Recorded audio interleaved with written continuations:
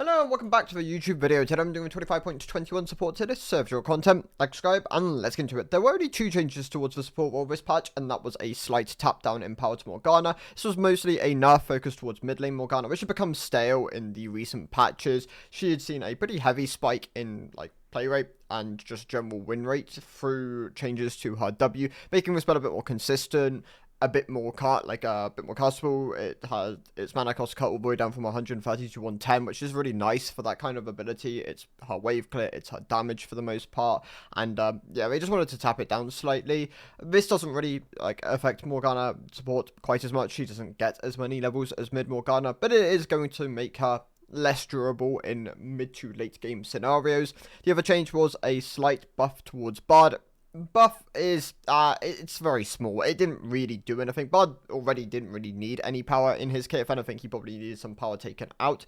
It was an AP ratio buff towards the W heal and the movement speed part, pretty small, but it's more to encourage things like Leandry and Shredia purchases later on into the build, and I think that's fine for the champion. I think opening up builds just generally is quite nice for these kind of champions, and yeah, that should be better long term, even if they end up dragging out of power out of his kit in other spots. Other than that, the support tier list basically stays the same. It doesn't really get affected by the Doran's changes. The second wind nerfs affect some supports which opt into it, but bone plating was more commonly opted into anyway, and yeah, like the D-Shield, the Doran's Ring, the D-Blade changes just don't really affect, don't affect support because they are obviously locked towards the support item, and it doesn't allow for the purchase of Doran's items.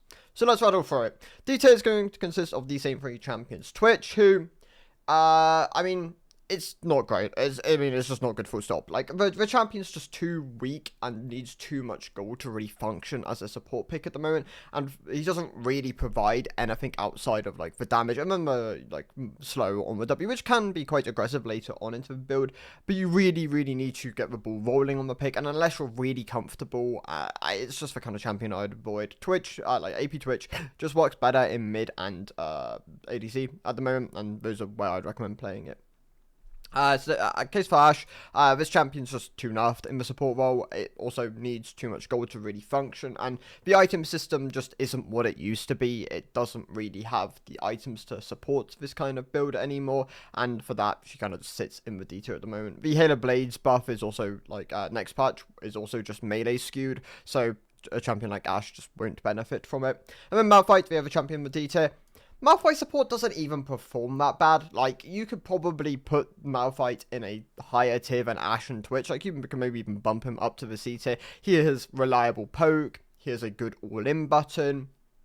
He is, if you're playing him support, traditionally, going to be gold heavy. And he does, his form of CC isn't, you have to wait a long time for it, and, if you're waiting all the way till 6, and, your only reliable kind of, harass is the Q poke, it's not the best.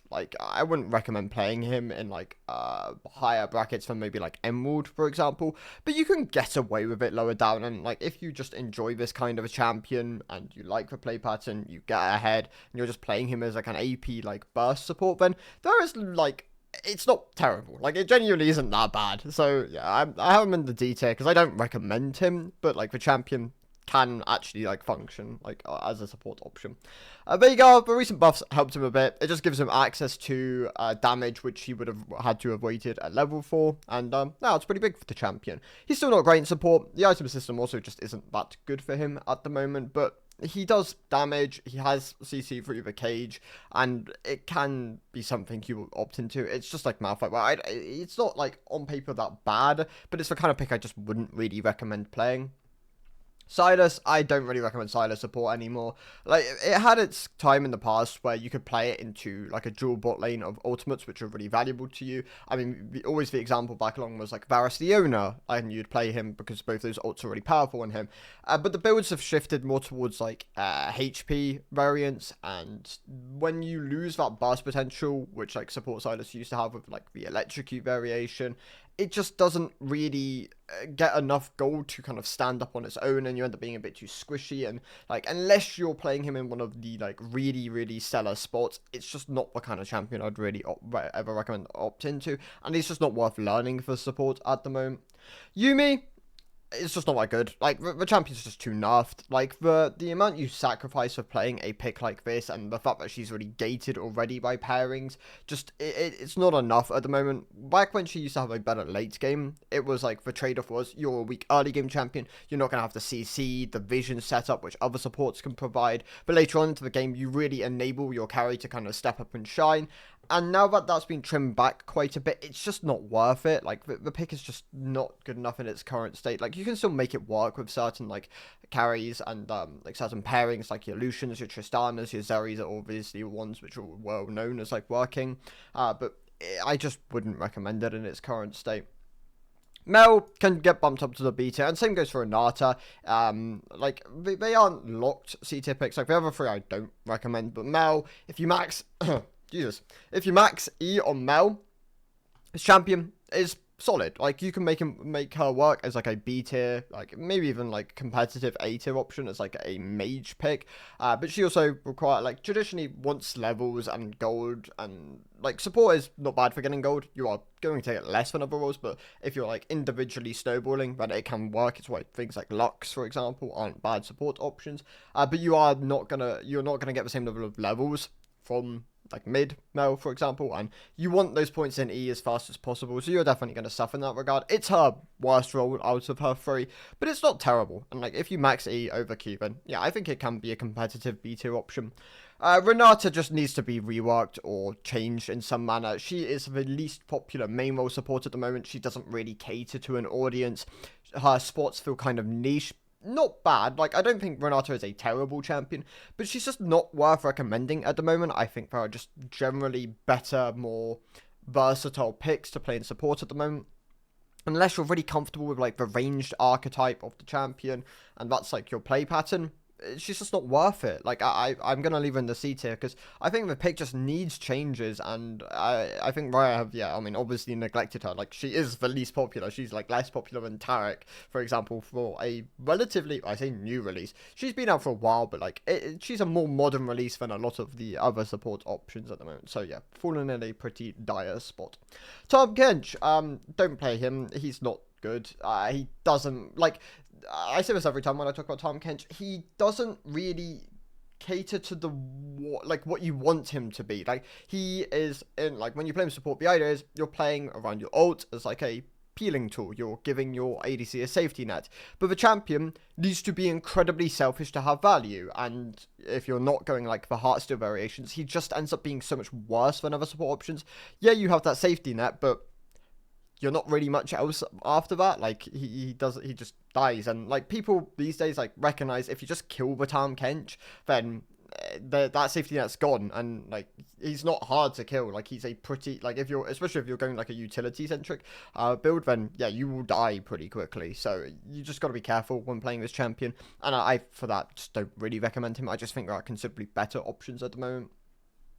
He like some of the other options as well. He also suffers from just not having like the greatest itemization at the moment. Like, tank itemizations in this weird spot where, like, as a support tank, the engage options want to go. I mean, they would want to really go lock it in a lot of situations. I mean, obviously right now you see them go redemption. Redemption's strong, and that kind of screams like volumes to like the support tank pool of items just not being that like great in its current state. I think Zeke's is a bit niche, and yeah, like I was going to talk about Locket, is when you are engaging into a team, you're not playing with your team, you're playing into the enemy team, and Locket like is the kind of item you want to play as like a defensive option, and you can still get value out of it. That's not to say you can't, and there are spots where you are going to be playing with your team and it has more value, but I think it shows like the cracks within like the item pool at the moment, and hopefully Riot does something to address this. We've obviously had iterations of support like tank items in the past which have been a lot better at things like your Radiant Virtues, kind of niche, but like was generally just quite strong at the time. Even Shroud, and even things just like that was so much healthier for like the support pool, just enabling like certain archetypes. So I think it'd be nice to see something like that come back.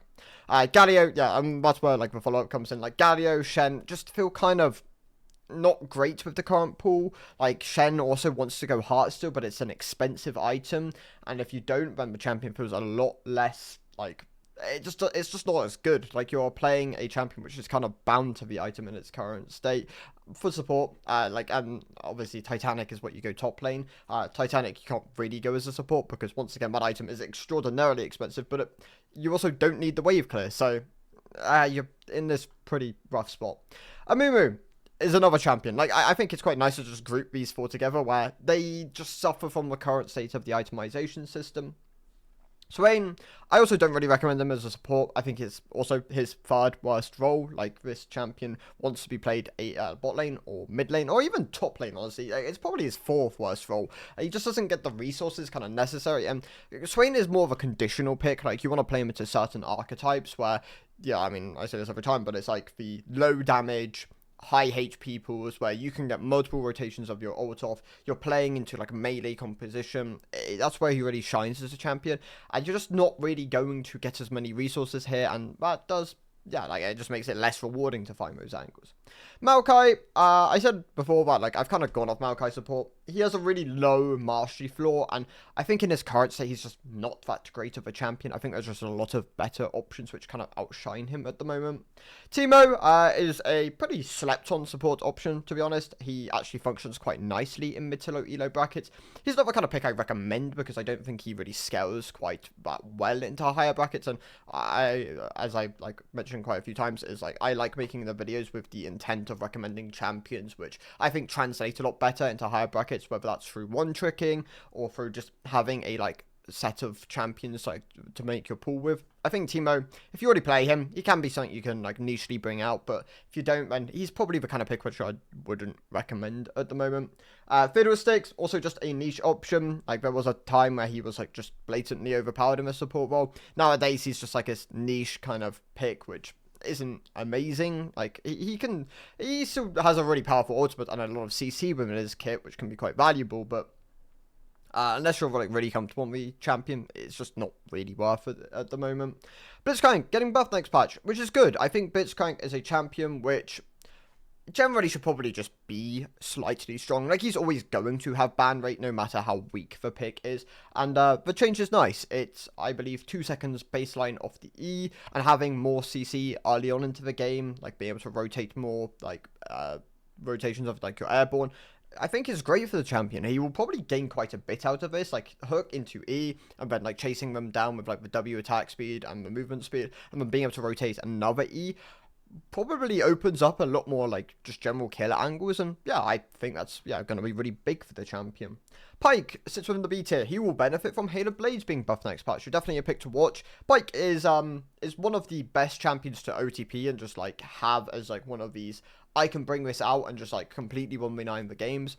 If you struggle with the champion, you probably shouldn't play him because you need to be comfortable on the pick. Like, if you're not comfortable on the pick and you're not comfortable snowballing and like closing out games early, then he ends up just being a bad support option. But if you are very good at taking over the game, you can really apply pressure on the map with the champion and you snowball those advantages. He's incredible. Like, he's one of the best support options to kind of look at in that regard. It's kind of the same vein as like your Zoe's, your LeBlancs, your Elises, where if you give these champions gold, they will take over the game, but you have to be really comfortable on them to kind of like be rewarded with that almost. And then Pantheon is just easier to play than Pyke, but doesn't have the same like ceiling. Like, you can't really 1v9 games quite as well as Pyke, but the oppressiveness of the point and click CC and just the early damage you can output with this champion makes him still a pretty solid support option. Some of your AP options within the B tier include the likes of Hui, who I think is just a fine support option if you have him within your pool. It's like something you can bring out every so often. If you don't, he's not the kind of pick I recommend, but he's not he performs actually quite solid at the moment. So yeah, honestly, like, that just sits within the B tier at the moment. There's things like Xerath and Lux also around this area. Lux is just very gold heavy. I'm not the biggest Lux support fan. I honestly think Lux mid is incredibly underrated, and even Lux bot is in a pretty underrated spot at the moment.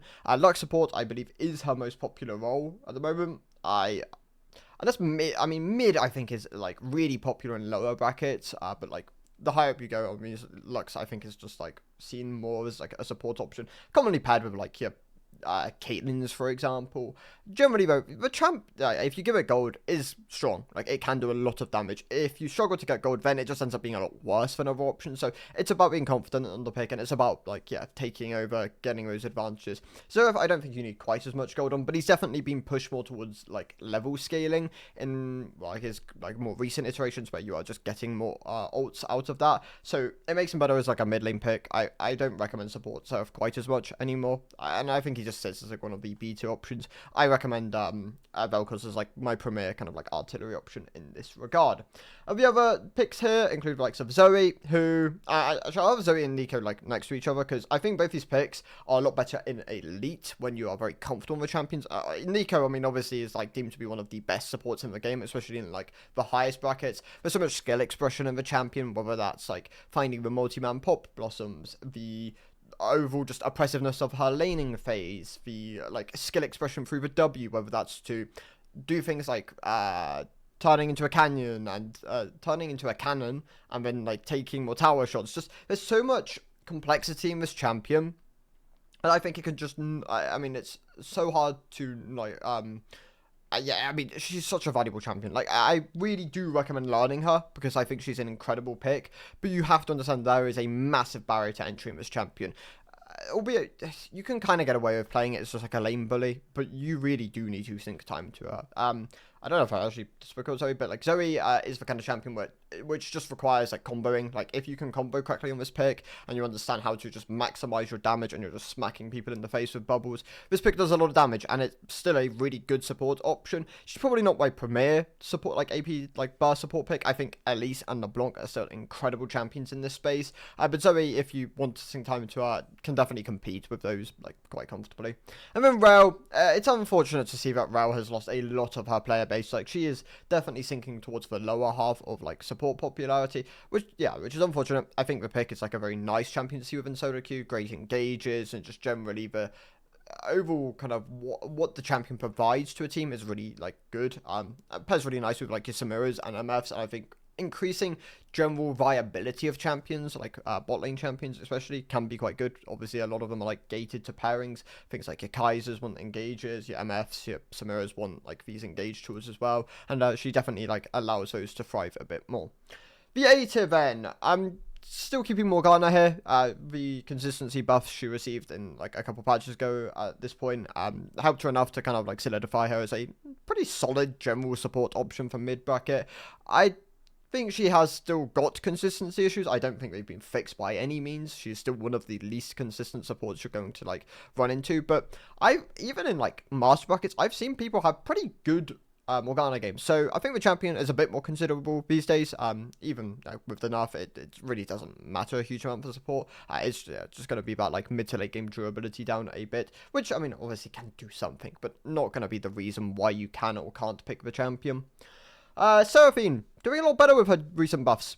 So it's a pretty solid A tier champion, back to being this like general jack of all trades champion. CC, heals, shields, damage. Like she provides a lot of everything, and pairs really nice with like an Ashe, for example. So if you want a champion which you know can synergize quite well with something, then yeah, I think she can work quite nicely in that aspect.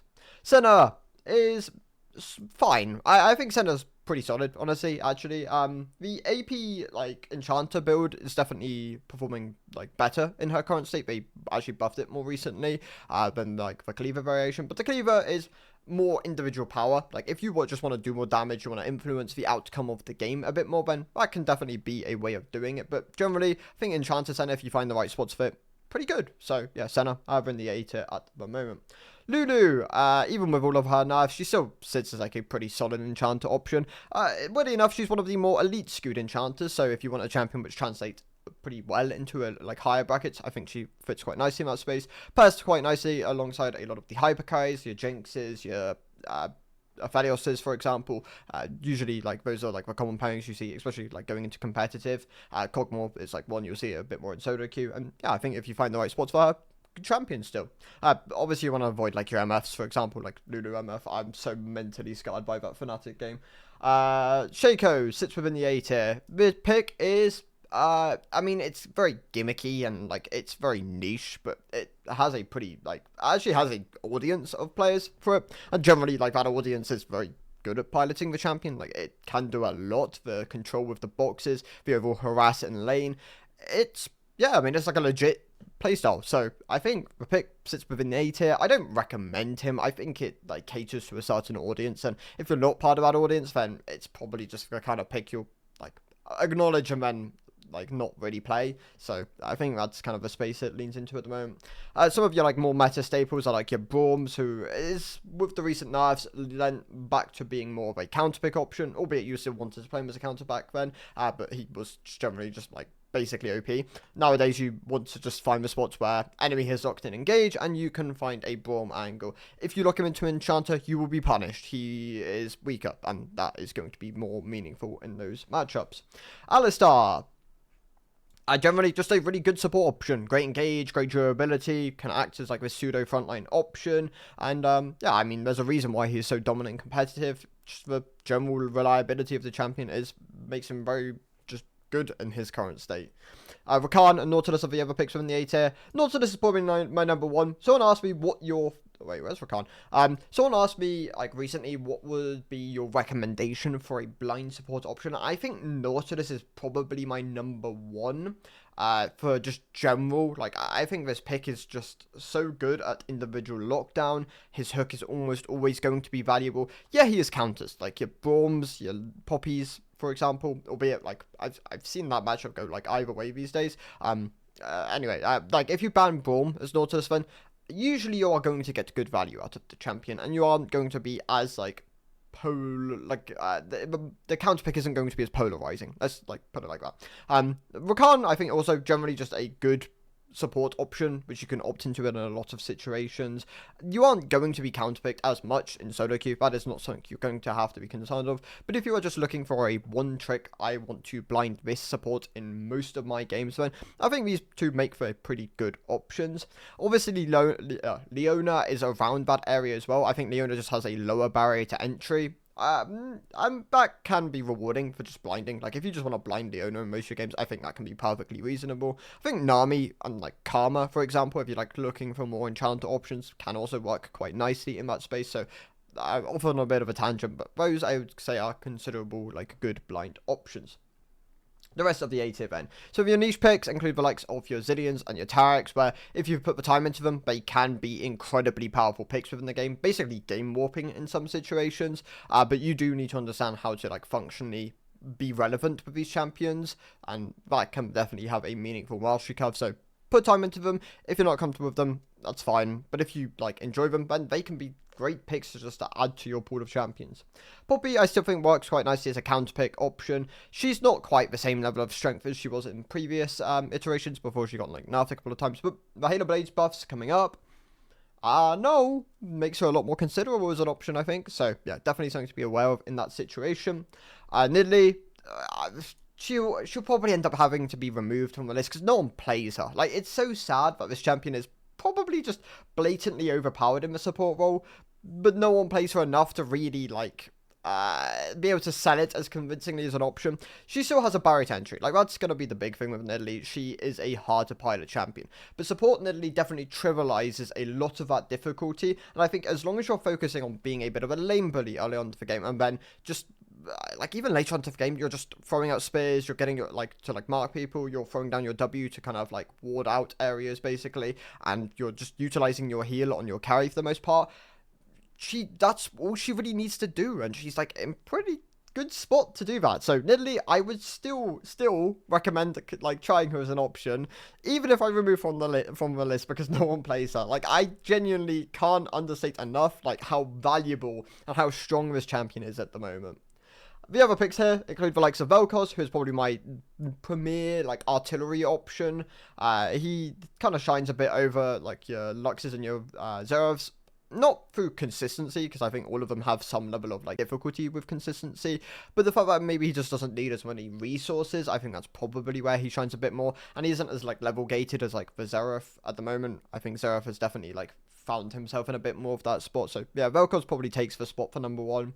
The other AP options here include the likes of Elise and LeBlanc, who I think if you master them, are incredible carry options in the support role. They can, like, Elise's capability with, like, tower dives and just individual oppressiveness early on to the game makes her an absurd option. And LeBlanc, it's very similar. Like, the map mobility, the fact that you don't need to, like, the concerns of these champions, the concern of LeBlanc more than anything is her difficulty with CSing and the fact that you have to, like, manage your mid waves. Support LeBlanc alleviates that. She can just roam around the map, focus on comboing people, doing as much burst damage as possible, and she is incredibly good for that. So LeBlanc, I think, is probably my number one, like, AP, just, like, skill expressive burst option. Like, she is incredibly good in her current state. She is being nerfed next patch. It shouldn't matter as much for support LeBlanc. It's, like, scaling nerfs, so definitely, like, something to be aware of in that regard. But, yeah, LeBlanc sits within the A tier at the moment. And then the other AP pick here is Brand. Recent buffs to Brand have just really helped him. I think he should be a mandatory A tier support option because the pick has, it just doesn't, it has counterplay and it just doesn't do as well in higher brackets. Consistency in dodging skill shots becomes a lot more relevant there. Well, I say relevant, it becomes a lot more, like, people will just dodge more frequently, and that can definitely punish Brand because his spells are, like, kind of, they're telegraphed, and that is a limitation of the champion. That being said, though, he does a lot of damage at the moment, and if you're very comfortable on the pick, he's in a good spot against, so Brand, I would say, yeah. And, like, actually, the recent Q CC, like, increase duration, really big for him. Like, I think the pick becomes quite meaningful again at the moment. Fresh and Bard, I have them at the top of the A tier.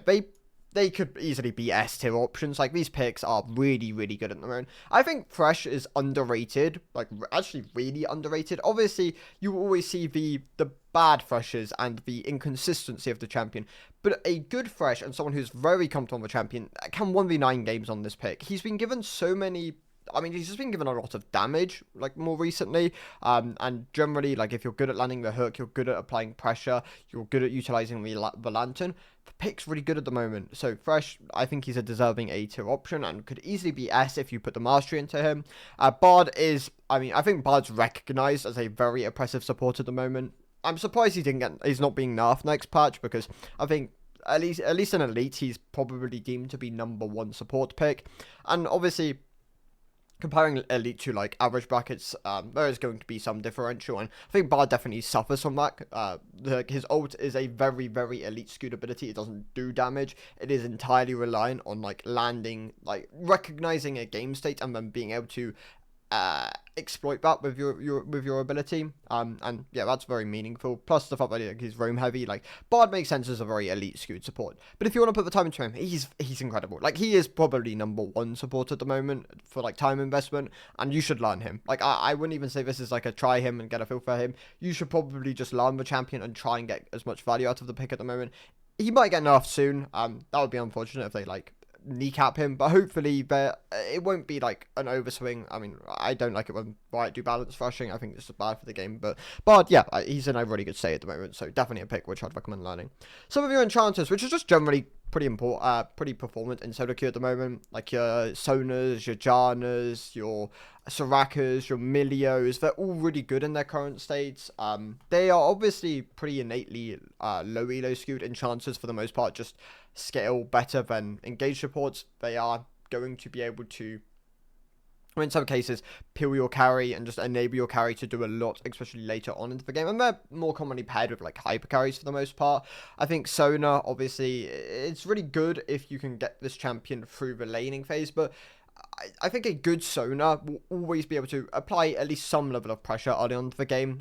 Just be careful with the spots you play her in. That's always going to be the main thing of this champion, because there are really bad Sona spots. But if you find a spot where the Sona can't really be punished, and you are able to play out the mid to late game team fights effectively, she is one of the best supports in the game. Jana, it's about being able to find the angles of disengage and, like, applying your AD steroid onto a champion which can really benefit from it. I think it's really important. important with the pick at the moment. Milio, just a very low barrier to entry champion, works quite nicely with a decent field of marksmen. There are obviously marksmen which don't really care about Milio, and his ult can be really oppressive against certain champions. I mean, if you play Argot into Milio, for example, you are miserable because that ability can just cleanse people out of your ultimate. It's got really like oppressive situations. Soraka is like one of the better generic options. I think she can be really good at in a lot of spots, but same goes for Karma, same goes for Nami. These three are definitely a lot more broad in the spots you can play them. I think number one is probably Nami still. Generally just pairs with like almost the entire field, pairs really nicely with AP as well, can do a lot of things within lane, but can also scale quite nicely into the game, low barrier to entry as well. Karma is probably the number one if you're looking for something which is a bit more oppressive in lane and like a bit more individual agency, I guess you could say. I think she really shines in that aspect, which is why I also rate her quite highly.